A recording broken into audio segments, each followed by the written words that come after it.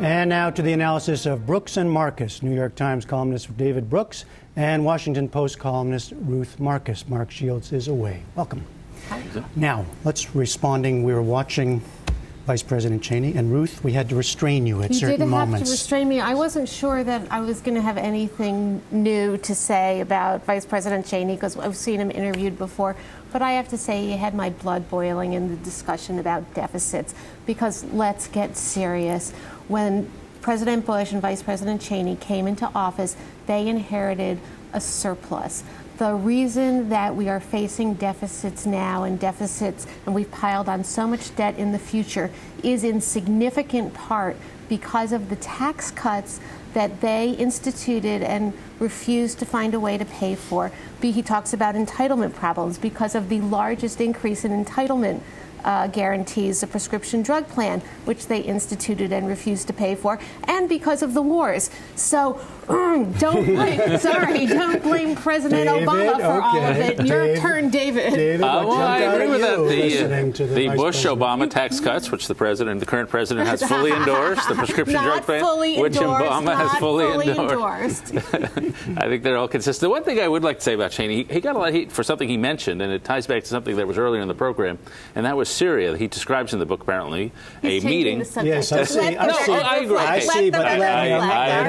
agree with Ruth on everything she said. I'll be quiet now. So in Syria, they had a meeting in the White House. Should we bomb the Syrian nuclear reactor several years ago?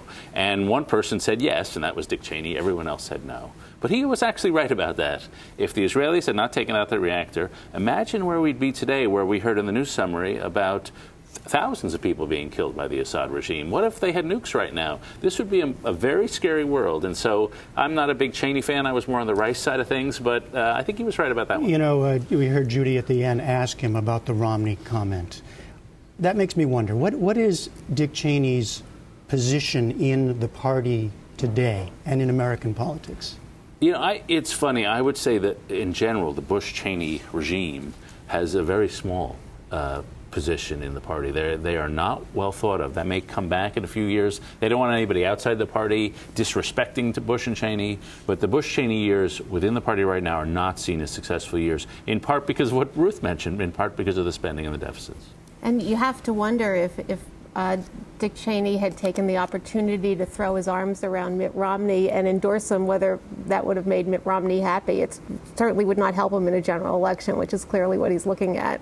All right. To current politics, there was a much-watched special election in New York this week. Republican Bob Turner won in what had been a heavily Democratic district. Do we read much into these things? I think, in general, you can read a couple things. One, there's been a lot of talk about the Jewish vote, whether the Jews are sour on Obama. They are. But wait till they get a load of Rick Perry. I don't think that's going to be a big problem in the fall. I think the bigger significance of New York 9 is that the state of play in the electorate in 2010, which was so pro-Republican, is still essentially the state of play. That the president and the Democrats have tried to alter the political landscape, but essentially they have not altered it. I don't think we can say anything useful about whether Obama's going to be reelected from this. But I think you can say useful things about the Senate races coming up next time, in which the Democrats have twice as many people up.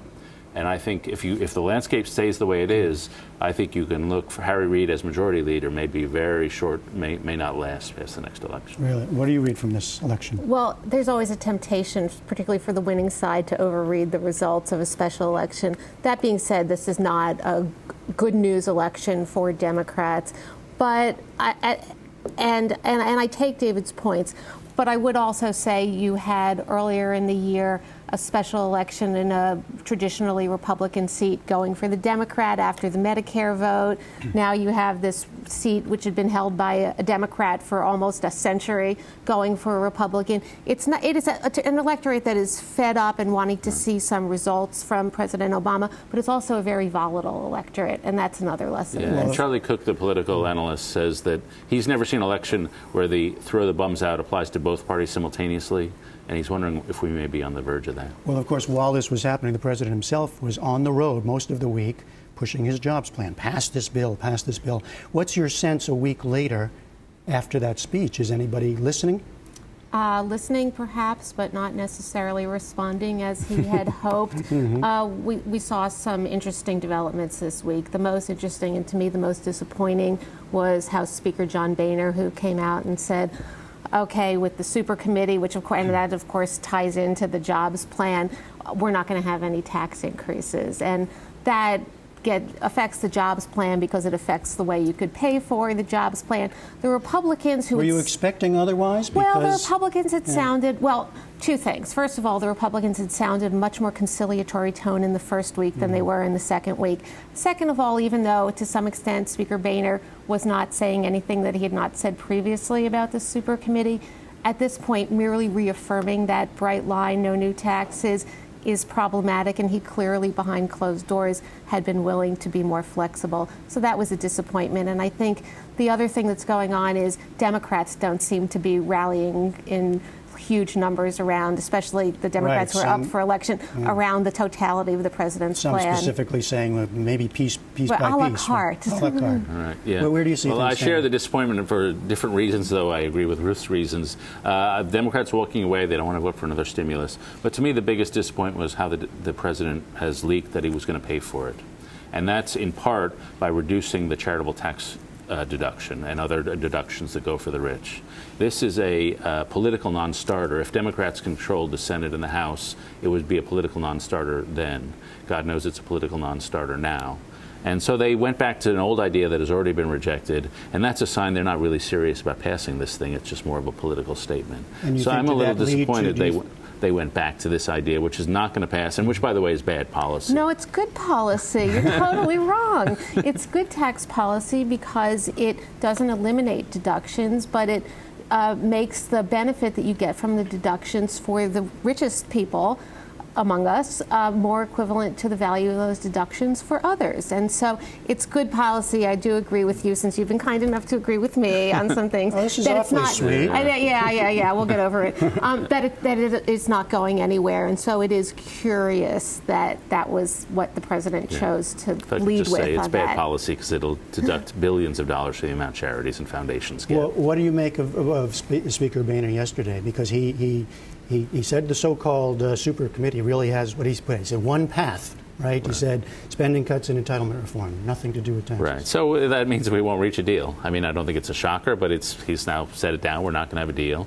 We'll probably have some sort of sequester, and that's very bad, actually. It's bad because you want to, if you're going to cut, which we need to do, you want to do it intelligently with some sense of strategy. That makes it much harder now to do it that way. In Defense Department, what's our strategy going to be? And so I think it's grim what's about to happen. Your sense is it your sense that we won't have a deal, or do you think that people on the Hill and people at the White House think we won't have a deal? I think everyone thinks we're going to have a deal. Really? I agree, but keep your eye on the trigger and the bullet, because the trigger gets pulled in remind people what January. that means. In other words, I'm sorry. The impact of not reaching a deal is that there are these sequesters, these automatic cuts that have already been agreed on that go into effect. However, it takes essentially a year for those cuts to go into effect. So we're going to be watching this bullet, which includes some very big defense cuts, some cuts for Medicare providers and things like that. We're going to be watching this bullet travel for a year. That is going to incentivize perhaps some deal making that I agree with David is going to be very hard to achieve before then. And you have the president coming out Monday with a deficit reduction. So you're saying is at this point it's a sort of kabuki dance down to another deadline. I think what we've learned is that the president said in the speech, the very good speech the other last week, that the unemployed don't have 14 months to wait. Right. Well, they had better wait. I'm not that I'm saying this would necessarily create a lot of jobs, but I think he thinks, I think the Republicans think, this is part of the campaign, not part of the legislative process. Let me raise one more question in our time left, one more issue. That's another story that got a lot of attention this week is the Solyndra, the solar panel company, got major government loans, then went bankrupt, questions about whether the White House and how much the White House helped push those loans. Is this an important story, do you think? It is looking important. It is a terrible story for the White House at the absolutely worst time. If you were talking about whether we needed another program to help create jobs and more government spending to help create jobs, the thought that the government knowingly, recklessly, potentially risked money to a company that had a huge lobbying presence, a huge fundraising presence, is just the exact opposite of the story the White House wants. And whether or not there's real fire there, the smoke is terrible for them. Right, there's the scandal involving that, the potential scandal. But then the bigger problem is that they had this big program, tens of billions of dollars, which they hope to use to create 65,000 jobs. So far, they've created something like 3,000 jobs. And so the green energy package, the green jobs package, which was really for 3 years a centerpiece of Obama's energy package, it may be good policy because we may get some innovative technologies. It is not a jobs policy. The jobs are simply not being created in green energy. What about the potential scandal, though? Where is that being pushed, and where might it lead? Well, the scandal would be that, in part because there's a big Democratic donor supporting Solyndra, in part because it seems that within the government, within the bureaucracy, even the professional bureaucracy, some of the steps you take to get this loan were bypassed, and there may have been pressure from the White House to get people to bypass these steps. And there was concern expressed at the Office of Management and Budget about whether it made sense to extend or renew or whatever it was this loan, and how that was going to look, and whether taxpayer money was going to be even further put at risk.